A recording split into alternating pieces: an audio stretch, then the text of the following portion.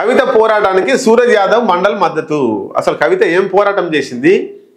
సూరజ్ యాదవ్ ఎవరు, మండల్ ఎవరు? తెలంగాణలో ఉండేటువంటి ఈమె ఎవరి కోసం సపోర్ట్ చేస్తుంది? బీసీల కోసం ధర్నాలు చేస్తుంది, ధర్నా చేయడానికి ప్రయత్నం చేస్తుంది, కలరింగ్ ఇస్తుంది, క్రియేట్ చేస్తుంది.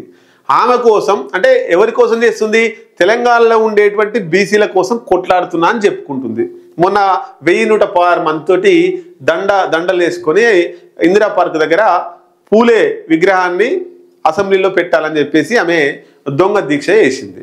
అయితే ఈమె చేస్తున్నటువంటి బీసీ ఉద్యమానికి ఇవేం చేసింది? ఒక 30-40 ఏళ్ళ సంవత్సరాల నుంచి వెళ్ళి ఆమె బీసీల కోసం అసలు అలుపెరగని పోరాటం చేస్తుంది. వందల వేల కిలోమీటర్ల పాదయాత్ర చేసింది. కాలుకు బొబ్బులస్తులో కూడా పాదయాత్ర చేసింది బీసీల కోసం. వాళ్ళ నాన్న ముఖ్యమంత్రిగా ఉన్నా కూడా, వాళ్ళ నాన్న మీద ముఖ్యమంత్రి ఉన్నా కూడా కొట్లాడింది బీసీల కోసం.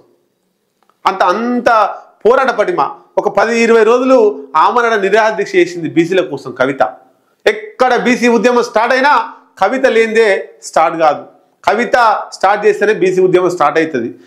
ఎక్కడ జరిగినా కూడా తెలంగాణలో బీసీ ఉద్యమం ఎక్కడ ఉన్నా కూడా కవిత ప్రారంభించిందే, కవిత కనుసన్నలో నడుస్తుంది. గట్లా ఆ పోరాటానికి ముగ్ధుడై ఆ పోరాటాన్ని చాలా ఇంత మంచి పోరాటం చేస్తుందని చెప్పి ఎవరు మరి సూరజ్ యాదవ్ మండల్ ఎవరు అనే బీపీ మండల్ మనవుడట ప్రొఫెసర్ సూరజ్ యాదవ్ వచ్చి గింత పోరాటం చేస్తున్న కవితకు నేను మద్దతు ఇవ్వకపోతే ఇక నేను బతుకున్నా సచ్చినా ఒకటే అని చెప్పి ఆయన వచ్చి మద్దతు ఇచ్చిందట. ఏంది విషయం? హైదరాబాద్లో సూరజ్ యాదవ్ మండల్తో కలిసి ఆమె బంజారాహిల్స్ జీవికి ఎదురుగా ఉన్న అంబేద్కర్ విగ్రహానికి పూలమాలలు వేసి నివాళులు అర్పించారు. అనంతరం కవిత నివాసంలో సమావేశమైన బీసీ ఉద్యమంపై వారు చర్చించారు. బీసీల కోసం కవిత చేస్తున్న కృషిని ఆయన కొనియాడారు. ఆయన ఫోన్ నెంబర్ ఇస్తే అడుగుదాం, ఏం పోరాటం చేసింది, ఎందుకు చేస్తుంది, ఎందుకు గతంలో 10 సంవత్సరాలు ఎందుకు చేయలేదు అడుగుదాం. ఆయనకి ఏమన్నా తెలిసో తెలియకుండా పిలిస్తే వచ్చినట్టుండు, ఆ మీటింగ్కి వచ్చినట్టుండు, ఆయనకే ఫోన్ చేస్తే వచ్చినట్టుండు. వస్తే ఆయన ఫోటో పెట్టి ఈ కలరింగ్ ఇచ్చారు. నవ తెలంగాణలో కూడా మరి రాసేటప్పుడన్నా చూసుకోవాలి కదా, వాస్తవం రాయాలి కదా, ఆమె ఏం పోరాటం చేసిందో రాయాలి కదా.